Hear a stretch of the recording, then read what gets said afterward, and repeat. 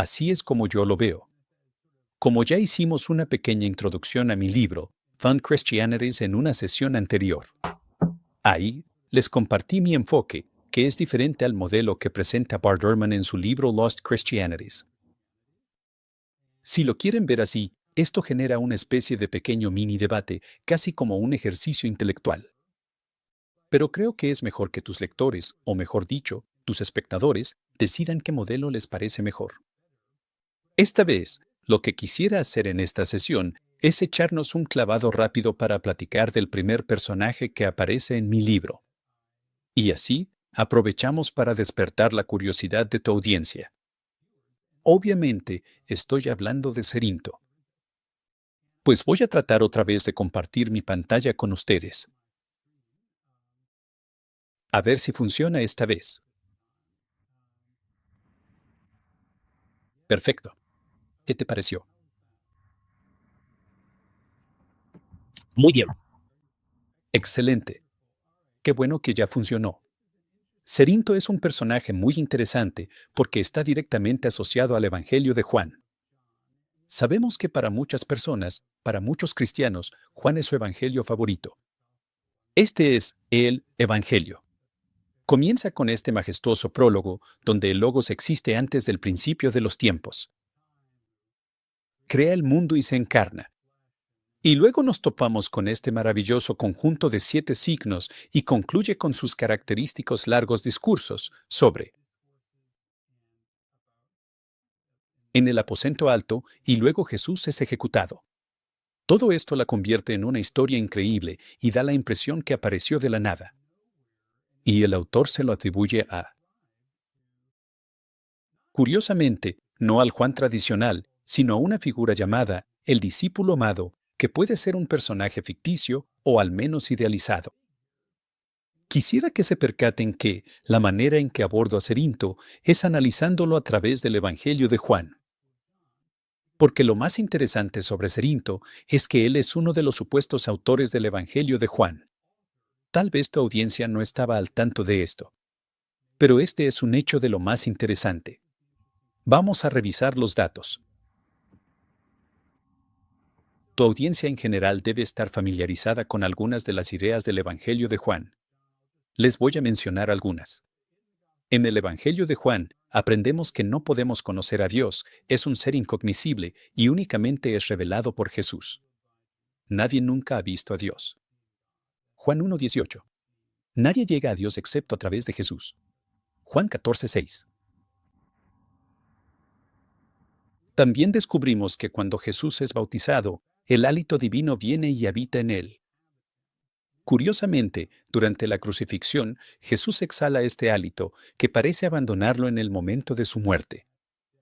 Aunque no de forma explícita, se dice que él exhala, se dice que expira literalmente, es decir, que exhala este hálito.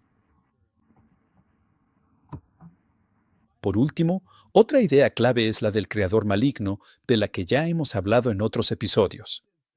El Evangelio de Juan nos dice que el padre de Jesús no es el mismo ser que la deidad de Judea, a veces conocido como Yahvé. Pero el padre de Jesús es distinto a un ser al que se refiere como el padre del diablo. En mi opinión, esta interpretación de Juan 8:44 representa más fielmente al texto griego original. Otros tendrán sus propias interpretaciones. Estas 3 ideas, Dios es incognoscible, solo es revelado por Jesús, un hálito divino habita en Jesús, el hálito lo abandona después de la crucifixión, y que el Dios incognoscible, el Padre de Jesús, es diferente al Padre del diablo, quien supuestamente también es llamado Padre de los judíos. Si ahora nos enfocamos en la figura de Cerinto, lo primero de lo que nos vamos a enterar es que es uno de los primeros cristianos. Entonces, vivió por ahí de fines del siglo I. Cerinto literalmente vive en el periodo cuando se cree que los evangelios fueron redactados y circularon por primera vez. Por lo menos hablamos de los evangelios de Marcos, Mateo y Juan. Porque la historia de Lucas es un poco distinta, porque existen varias versiones. Tradicionalmente, se sitúa a Cerinto en Asia Menor, la actual Turquía. Se puede decir que este es un dato confiable. Curiosamente, tenemos a un heresiólogo. No sabemos su nombre y por eso solo lo llamaré el refutador. Y dice que Cerinto fue educado en Egipto y aprendió teología egipcia. Cabe la posibilidad de que haya vivido en Egipto por un tiempo. En general, sabemos que es un líder eclesiástico que vive en este periodo tan temprano en Asia Menor. También aprendemos que Cerinto creía que el padre de Jesús era incognoscible, que era distinto de la deidad de Judea, quien, a su vez, ignoraba la existencia del Dios verdadero. Toda esta información se encuentra en el resumen que hizo Ireneo en su obra Contra las herejías, que, para nuestra desgracia, es todo lo que sabemos. Lo que sea que Cerinto haya escrito no sobrevivió, se convirtió en cenizas. También nos enteramos que Jesús no nació de una virgen, que no debería de sorprender a nadie. En este periodo tan temprano, la doctrina del nacimiento virginal en realidad todavía no había sido inventada. Pero cuando llegamos al siglo II, nos topamos con que Ireneo está muy molesto, porque Cerinto afirmaba que Jesús no era nada más que el hijo de José. Cerinto tenía la teoría de que un hálito divino entró en Jesús durante el bautismo y que este mismo hálito lo abandonó durante su muerte. El término académico para esta postura es una cristología posesionista. Es decir, Jesús no es divino porque haya algo que lo haga especial desde su nacimiento. Digamos que Jesús no es, o más bien, no es que Dios le haya otorgado a María este hálito divino, que termina convirtiéndose en Jesús en su seno, o como quieran pensar que haya ocurrido exactamente. Es la posesión de un espíritu lo que hace divino a Jesús, muy parecido a como ocurría con los profetas de antaño. Digamos que esta posesión no fue como la típica posesión chamánica. No fue algo temporal. Duró toda su vida. Y luego, cuando murió, este espíritu lo abandona. Una cristología posesionista. Lo que resulta interesante sobre todo esto es que hay similitudes muy concretas entre Cerinto y la teología del Evangelio que eventualmente se conocería como Juan. Muy probablemente, en tiempos de Cerinto, no se le llamaba Evangelio de Juan, pero sus similitudes son sorprendentes. Tal vez son pocos tus espectadores que están familiarizados con la figura de Gallo. Pero él fue un dirigente eclesiástico romano de fines del siglo II. Basándose en una tradición, él afirmaba que Cerinto fue el autor del Evangelio de Juan. Y si esta tradición tiene fundamento, aunque algunos la disputan, pero si esta tradición tiene fundamento, entonces, para fines del siglo II, alrededor de los años 180, 190, se decía que Cerinto era el autor de Juan. Imagínense. Tal vez hoy no se llamaría Evangelio de Juan, sino Evangelio de Cerinto, por lo menos, según esta tradición. Se conserva también otra historia sobre Cerinto y el supuesto apóstol Juan. Ellos eran contemporáneos en Efeso. Esta historia aparece alrededor del año 150. Aparentemente, Cerinto y Juan se conocían personalmente e iban a la misma casa de baños. Un día, en esta casa de baños, cuando Juan se enteró que Cerinto estaba sentado no muy lejos de él, salió corriendo. Tal vez hasta estaba desnudo. Corrió despavorido, diciéndoles a los presentes que tenía que Dios hiciera que se derrumbara el edificio, por el simple hecho de que Cerinto estaba dentro. Suena como una historia apócrifa, pero por lo menos podemos deducir de ella que la gente asociaba a Cerinto con Juan. Alrededor del año 180, Ireneo, en contra las herejías, afirma que Juan, refiriéndose aquí al apóstol, trátese de un personaje ficticio o no, había escrito su evangelio contra Cerinto. En este caso, parece ser que Ireneo piensa para sus adentros, existe esta tradición sobre que Cerinto es el autor del evangelio de Juan, pero voy a dejar las cosas en claro. Y dice, no, para nada. Es todo lo contrario. Es Juan quien le responde a Cerinto. Creo que una opción plausible es que, si no atribuimos a Cerinto el Evangelio de Juan, lo único que queda es evidencia circunstancial. No tenemos ninguna prueba irrefutable. pero por lo menos es muy plausible que Cerinto estuviera familiarizado con los evangelios de Juan y Marcos.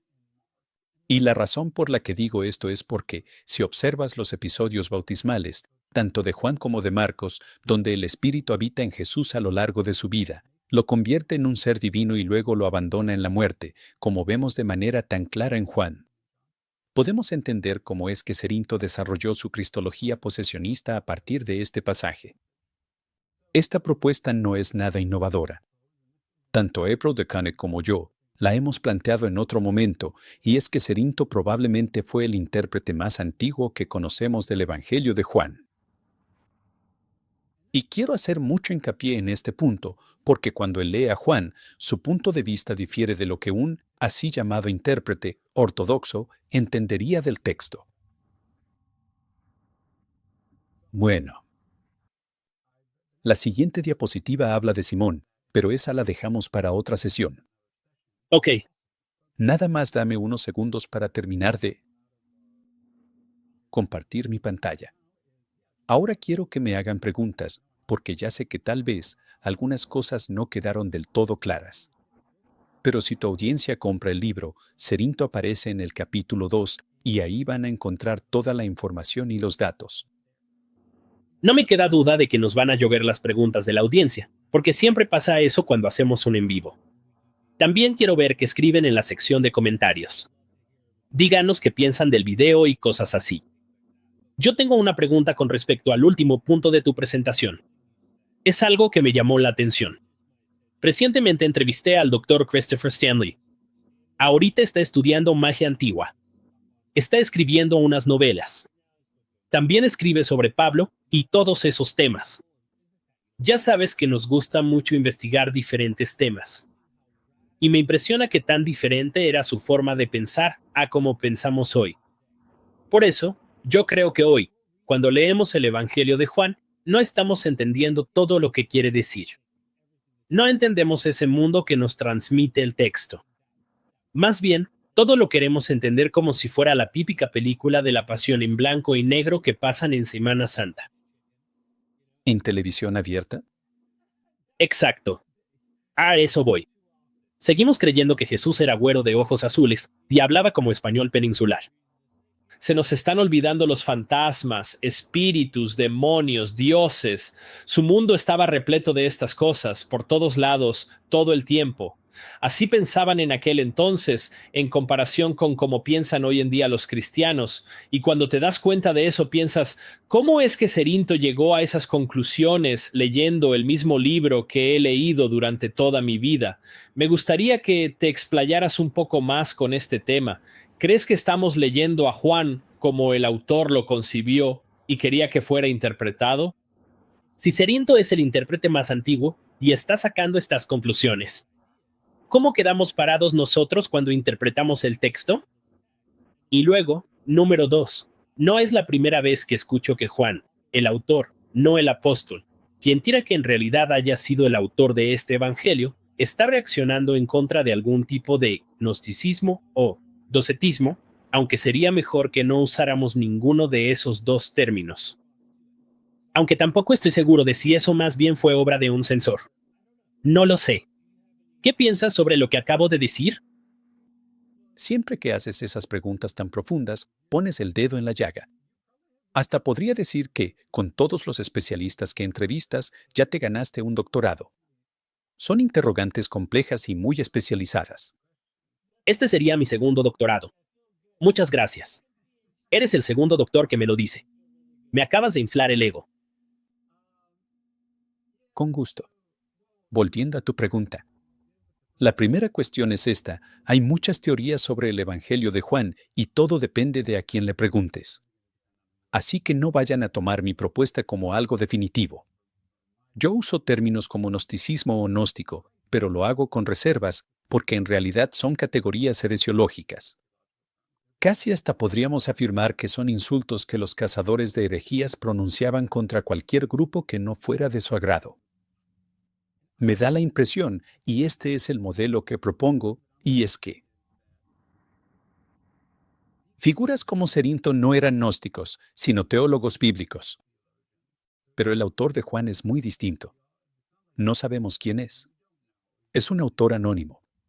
No perdamos eso de vista. No es que él esté respondiendo directamente a una teología gnóstica muy desarrollada. Dudo mucho que ese sea el caso. Parece ser que se trata de algo mucho más siniestro que esto. La ortodoxia tenía a estos grupos que luego serían llamados gnósticos porque usaban a Juan para desarrollar su teología.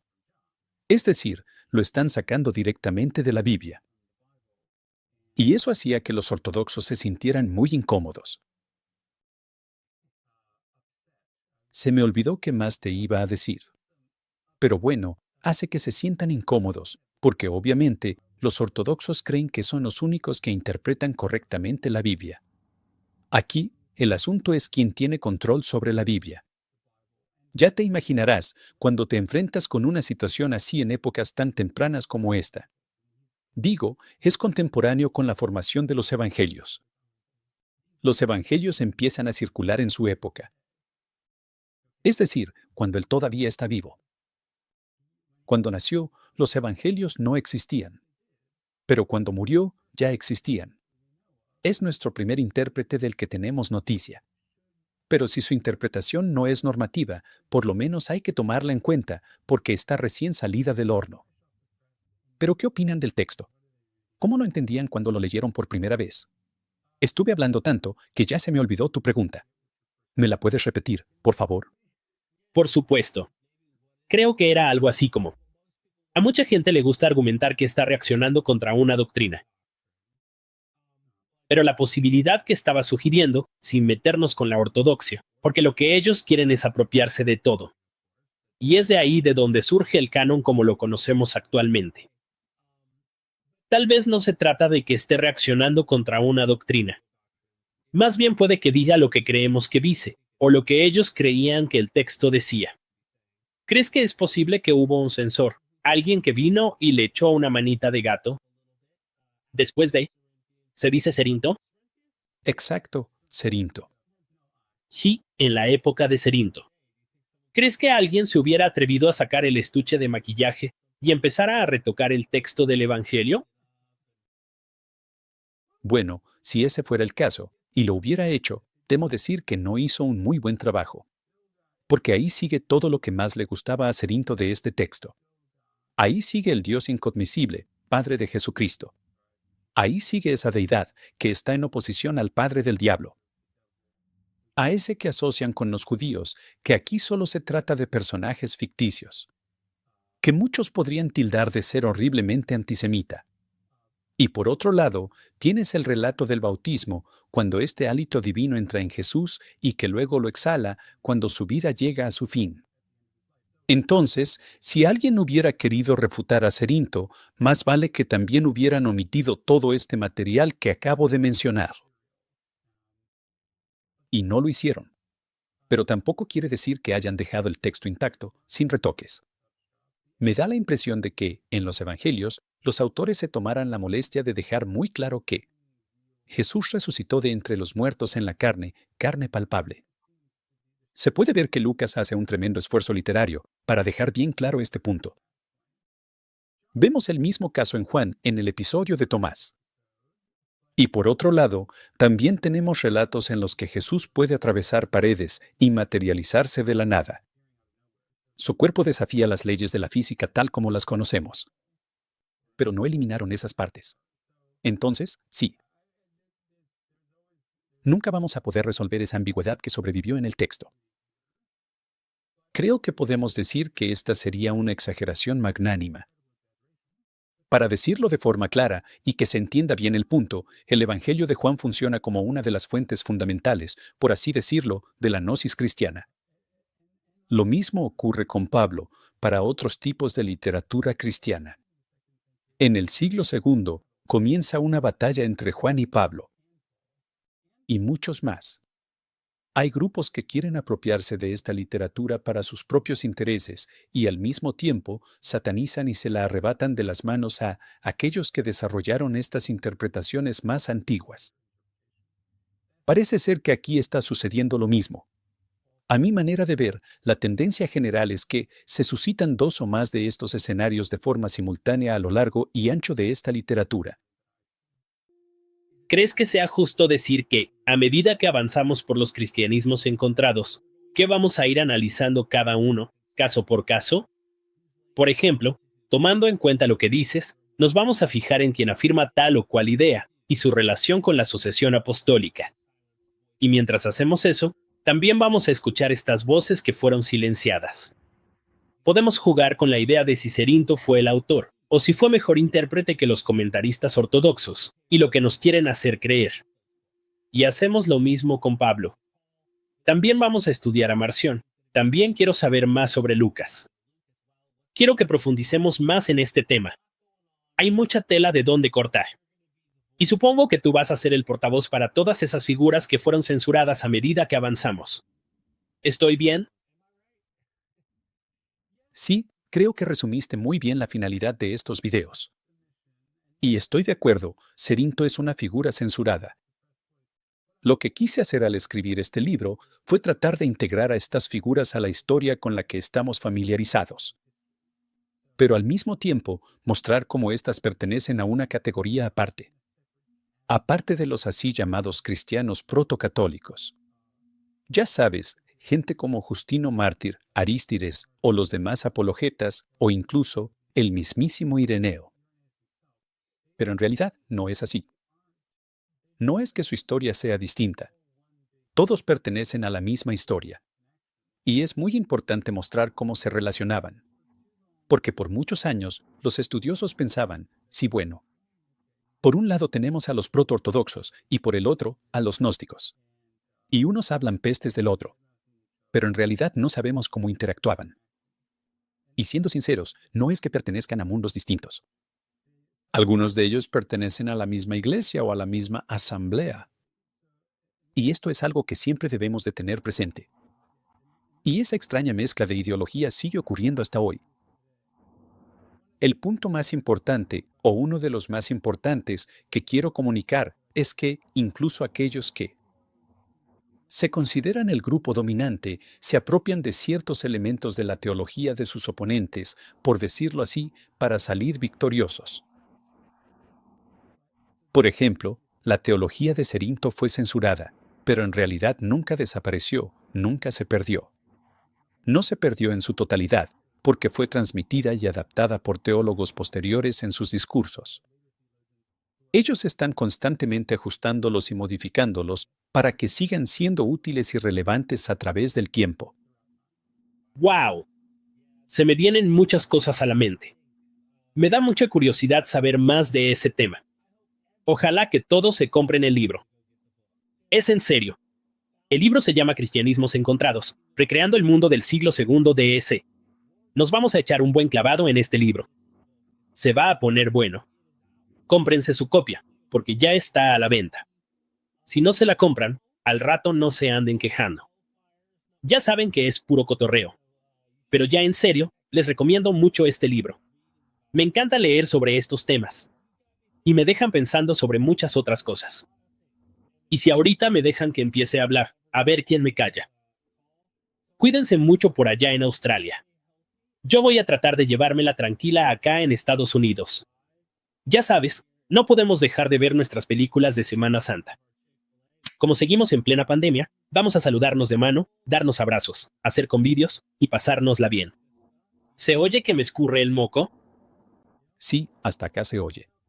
Que te mejores. Sí, creo que estás viviendo en plena capital del COVID. Pero cuídate mucho, Derek, que estés bien.